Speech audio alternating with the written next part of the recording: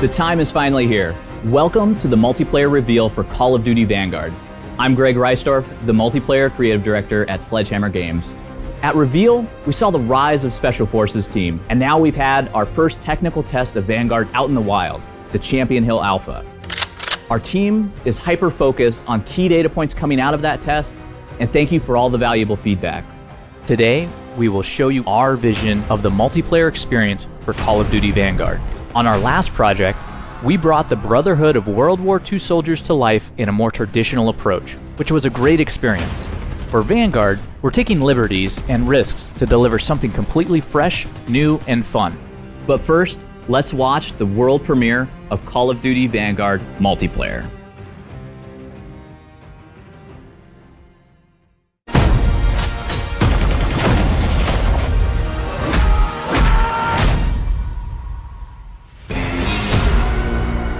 Warriors, saboteurs, assassins, their lives turned upside down by the Reich.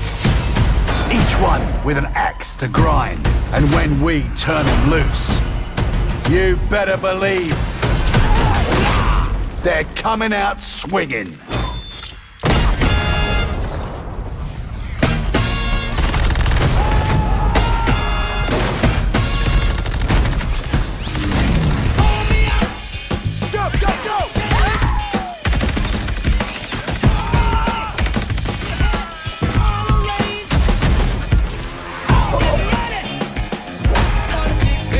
Got it!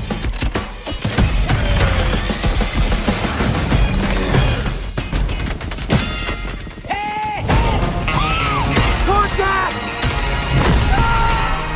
On your rear!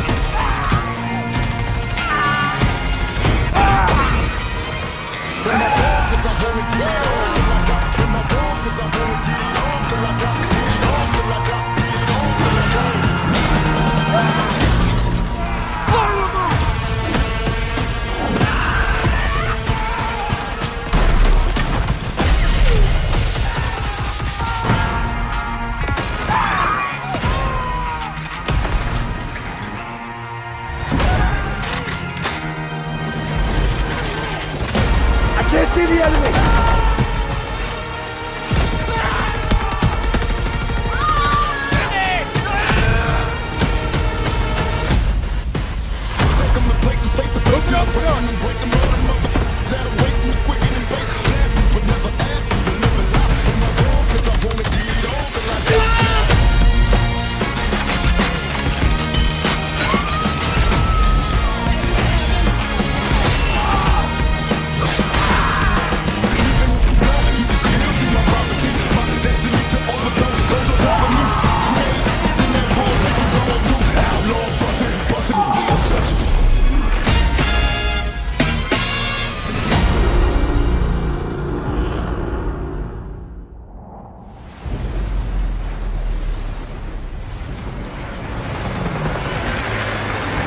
Pre-order now and get early access to the open beta. Digital pre-orders get instant access to the Night Raid, Mastercraft, and Black Ops, Cold War, and Warzone.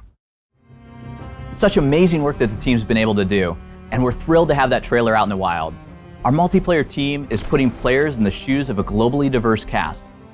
We've focused on Special Forces operators that are untraditional, gritty anti-heroes from every front of the war. We've also focused on our down-the-barrel experience to bring you brute force weaponry that devastates your enemies and world around you. Today, I have the pleasure of sitting down with some of my colleagues I haven't seen in over a year, and some folks that I've never met before in real life. Our conversations today will be broken down into 4 different sections. We're going to talk about our day 1 offering for multiplayer. We're going to go in-depth into gameplay. We're going to talk to our art directors about Vanguard's unique look and take on World War II. We're going to talk to our narrative team about how they brought our operators to life, and we have some special guests from Beanox and Raven. Plus, following the stream, we've invited some of your favorite creators to play Call of Duty Vanguard multiplayer, so stick around, we're just getting started.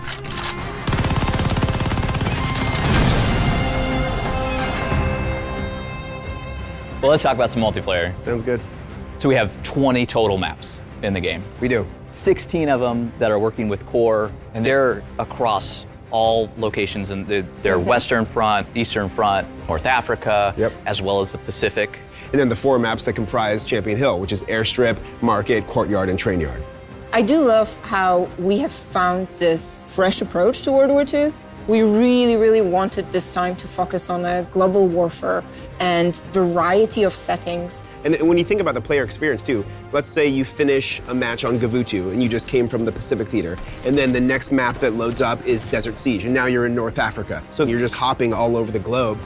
So we just finished up Alpha. That was the first technical test of Vanguard. And starting today, you can preload for the beta, which has Champion Hill that everybody can now experience, as well as 4 new maps. Yeah, that's what I'm super excited about. It's Core MP for the first time, so it's Red Star, Hotel Royale, Gavutu, and Eagle's Nest. I cannot wait to see all of those players in there. And then we also have combat pacing. So you can now experience this huge range from tactical combat all the way up to blitz combat across those modes that are in the beta. It's such a different experience between when you're playing with blitz and tactical as well, because when you're playing blitz, it's just no holds barred, you're going. Tactical, it's a lower player count, so we're actually increasing the time to engagement in there, and every shot matters. You're able to play with it in the filter system, so within quick match play, you're able to be like, oh, I prefer tactical. I'm going to be doing blitz. I remember when we were just first talking about it, the idea of making every map into shipment. I love that.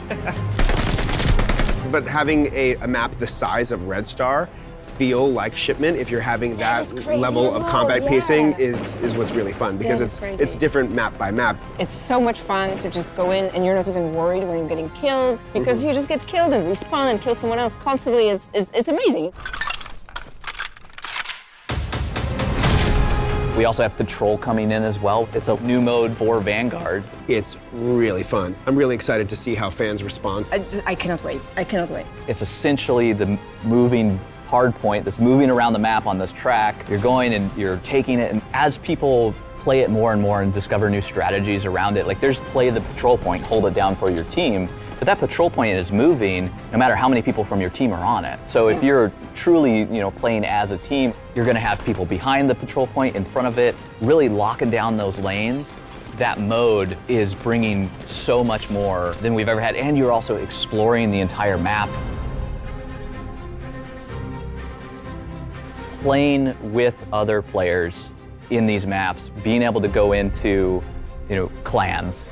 They're coming into the game, they're a tier 1 feature. You can pair up with your buddies and your friends. We really want to lean into social play, because it does make all of your experiences on those maps and modes just so much better. Think about what you just said about Patrol too. Like if you played Patrol with your clan, how much more effective you would be if everybody was coordinated taking the patrol point at the same time. Yeah, and you actually progress with your clan. Like that's a new thing that we have in the game. It's pretty exciting and awesome. Like being able to have the 3 of us in a clan and go and be on progression. And you can be in a clan together cross-gen as well. That's right. So we have a huge commitment to our players around cross-gen, cross-platform play, where you can go and team up with really anybody who has the game. It's exciting for me because now I can finally play with my cousin in Toronto who's a PC player, and I'm going to play on my PS4 at home. I really loved it as well because we've invested quite a lot in our social features. It really widens the scope of the social experience. If you have a friend who's playing Call of Duty, you don't have to now ask them, oh, what are you playing on? Right. You can just be like, join my clan.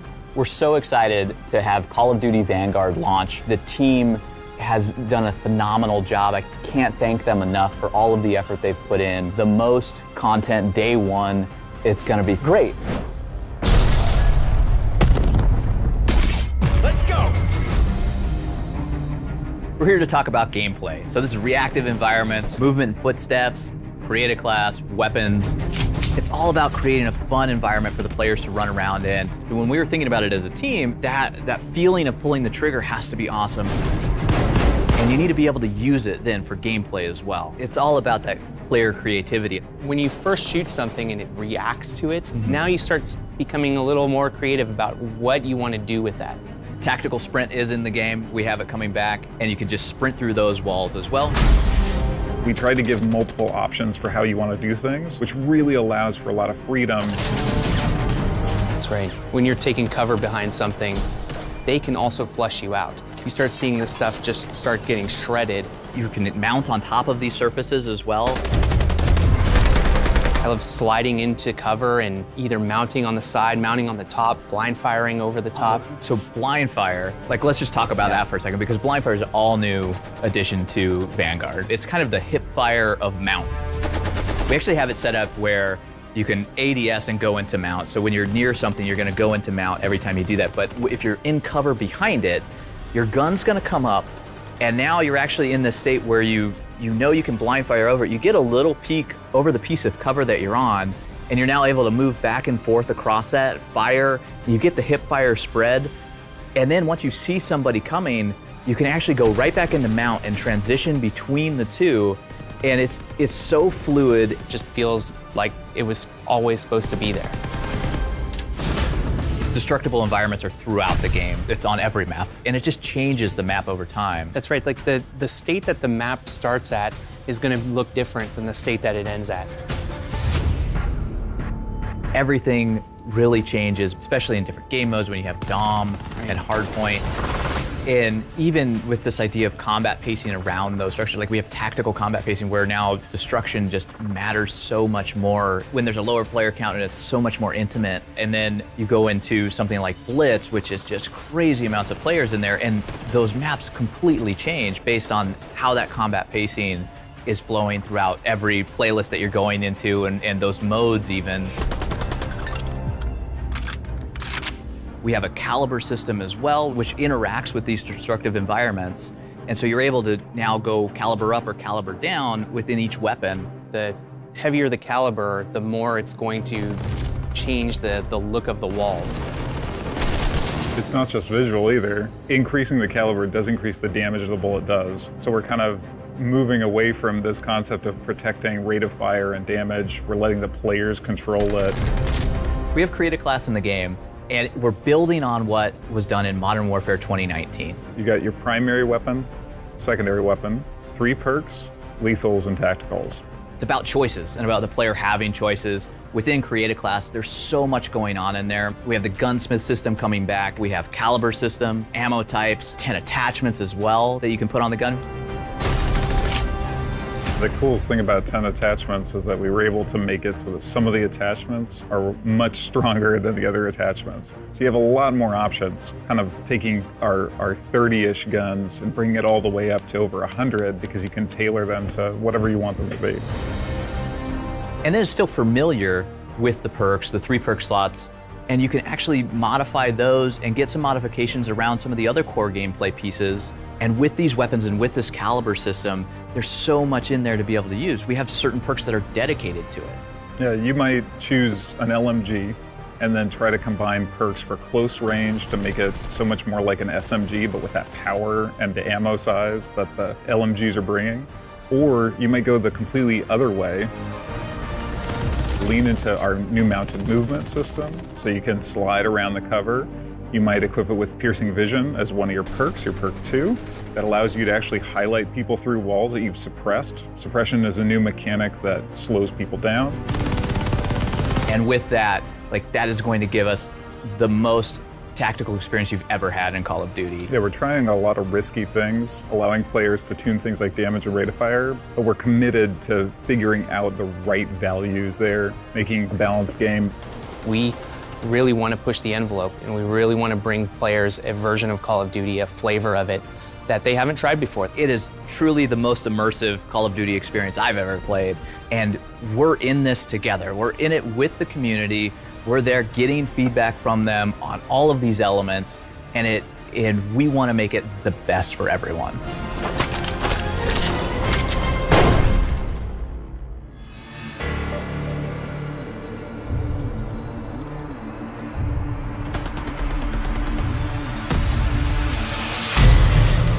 On this project, I feel like the collaboration between creative direction, design, and art, there was a lot more cohesion. And so we've grown together in such a way where we can have these great conversations. It's about stepping out of our comfort zone a little bit. Exactly. On the last project, we took on the brotherhood of the soldiers. It was a very traditional look at it. This game in Vanguard, it's a fresh look. We wanted something fresh, and we wanted to get into that anti-hero. This time around, we kind of dug deeper and we tried to understand what the soldiers were going through. And it changes the way that they walk, it changes the way that they talk, even the way they would dress and how they would stand. It had to be somebody that was real and somebody that we felt that, like, I want to be that person. I want to play that person. I kind of see myself in that person. I think that was big too, right? Like, So who's your favorite character? when I saw Daniel Yatsu, I thought to myself, hey, you know what? I want to be that character because that character kind of feels like me, you know? And I think that's huge. I just love that our game, we're taking a character-centric approach. You actually have a roster. Yeah, you get to learn more about them. Yeah, it makes me want to play every character. And they all have different looks as well, that have their personalities in them. The character team has done a lot of great work to recreate, you know, all the materials and things like that. I mean, they dress the mannequin as the exact character, they scan it there, and then they virtualize the authentic gearing. The same thing happens within the maps as well. Yeah. And so we even have some maps that are actual spaces in the world.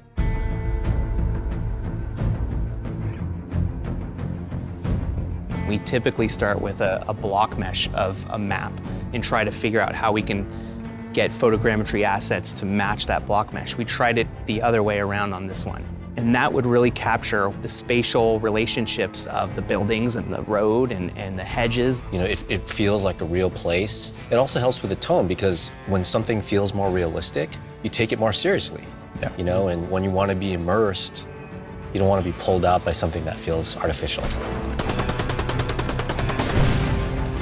And there's so many other things that we've done to this engine. Like, we've done a lot with foliage that's in our Pacific maps. Just speaking of simple things like foliage, the way that the light hits the leaves and then like bleeds and then shines through makes it feel more realistic. We've been using some new software techniques to generate simulations for really windy situations where the palm trees are colliding with each other, and it really makes the map have this energy to it. All of those atmospherics, like the Battle of Berlin, Gavutu, like these maps have so much weather going on, and it's been exceptional to see it in the game. Neo-epic lenses is something we're looking at game-wide. We want to add that new, fresh, badass on top of the epic setting. And that's something that you developed. Yeah, with the art team, we talked about what's the thing that's going to set us apart from the previous game that we made together. And so we talked a lot about the contemporary lens. And that's where the whole Neo aspect comes. Neo-noir, it's a new, evolved version of film noir movies. So epic is its own type of movie. We wanted to take cues from the great epics of the past and add a Neo rebirth to it.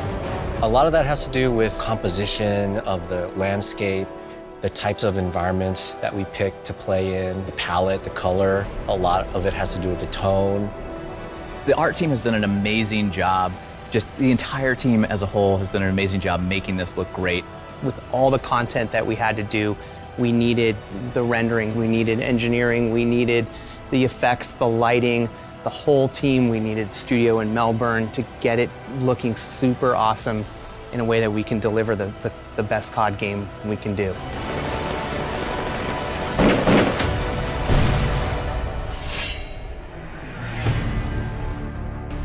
We have a cast of characters. Those characters also come over into multiplayer. We took the personalities from our campaign and brought them to the wild, exaggerated, crazy world of MPs. Sweet revenge! We have 12 operators at launch, 6 in the beta, all from different walks of life.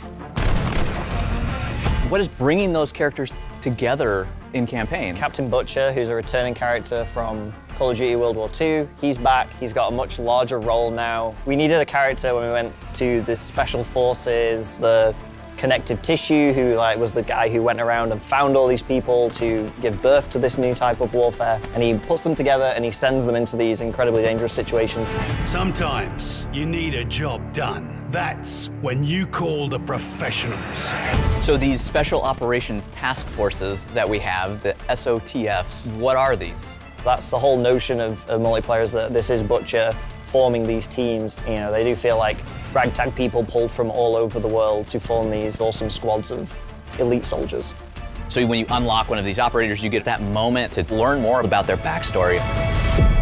Melinda, do you have a favorite one of those? I do. My favorite is for Solange, who is Dutch Aruban, and she was plucked from her everyday life and put into the war, and she did strategy. And I think what's interesting is with our characters, we also not only touch on people who fought on the front lines, we touch on people that fought at home or were taken and not primed for war. They were just normal people that wanted to live normal lives, and then the war happened and everything changed. You can't change your past, but you can choose how it molds you. Most of the time in multiplayer, you're selecting the character, you're in the game, you're in the action, running around. We have a couple that are just like absolutely crazy, don't we? I think Paulina's really sinister, actually, and you get more of a look into her character. It almost makes you like afraid of her. It's about immersion, about putting players in there, and these stories are just fantastic.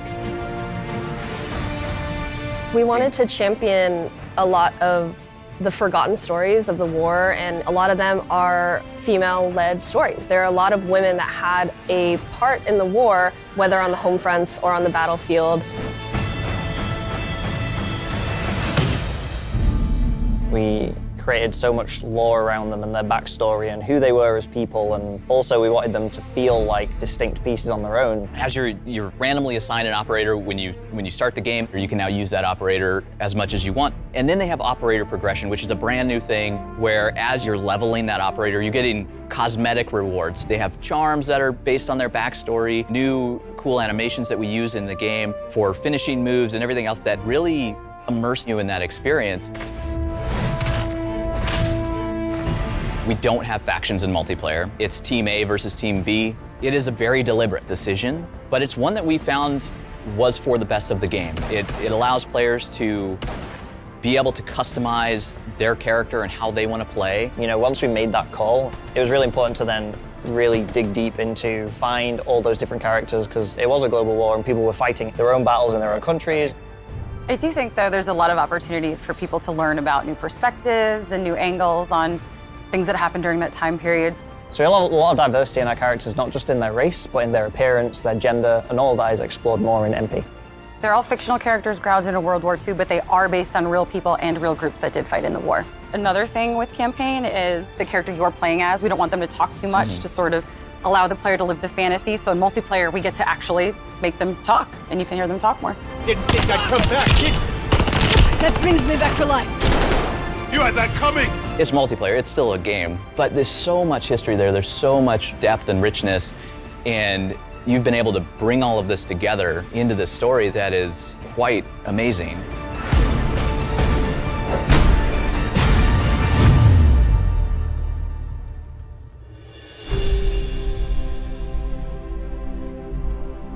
Hey everyone, my name is Marc-Alexandre Milo, the UI UX Director at Beenox, and today I'm here representing Beenox, the lead PC developer for Call of Duty.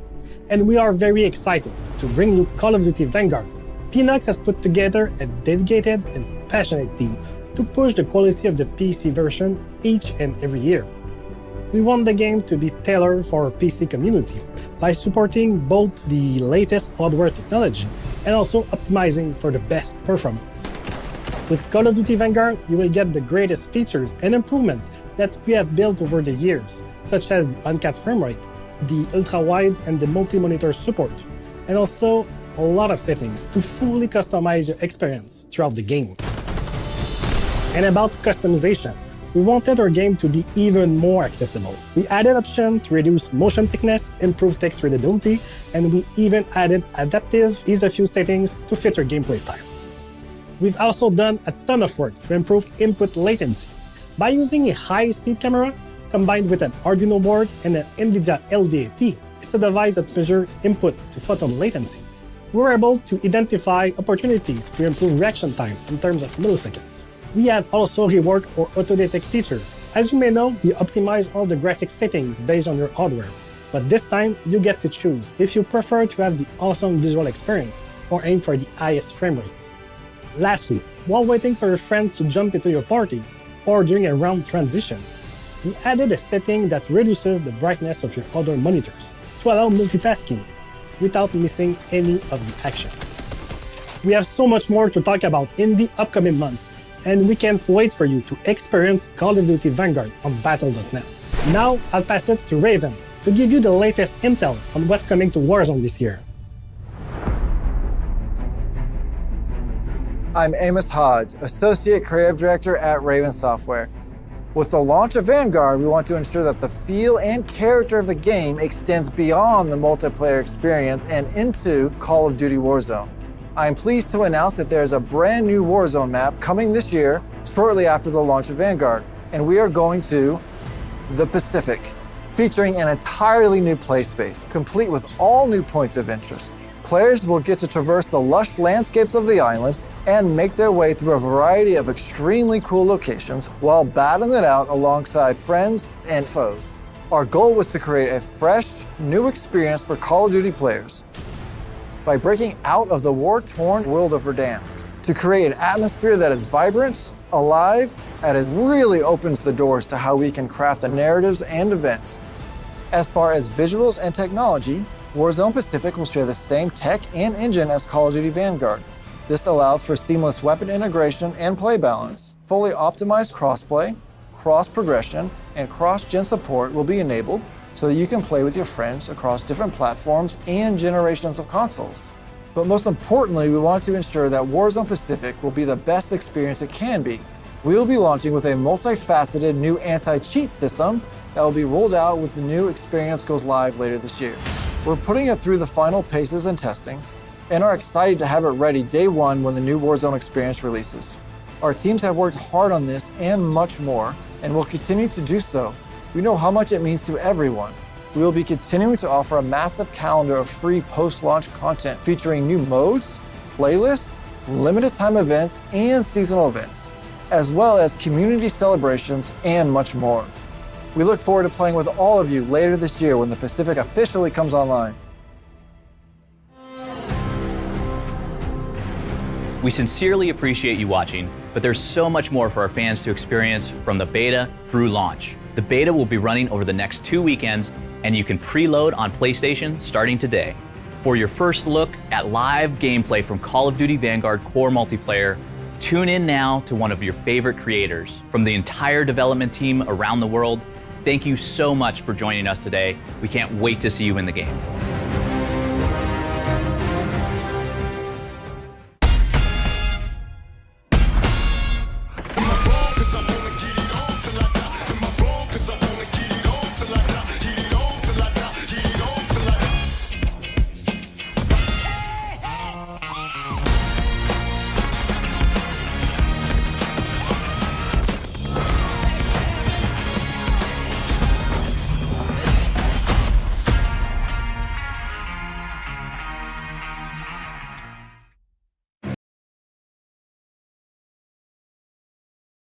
What do we think, chat? I don't know, John. The visualization looks totally different, but you know the bit where it was on top of the hill and you were looking down and there was all the water on the left? I mean, that certainly could be prison looking down into port. And the bit where you saw the sand with the buckets, you know, that could be salt flats. I don't know. I hope I'm being a bit of a pessimist, but I'm impressed. It looks absolutely great. The graphics on it look absolutely fantastic. But like I say, I'm more interested in Warzone. But it does look fantastic. The detail on it looks amazing. Absolutely amazing. Customization looks fantastic. Yeah, I was really impressed.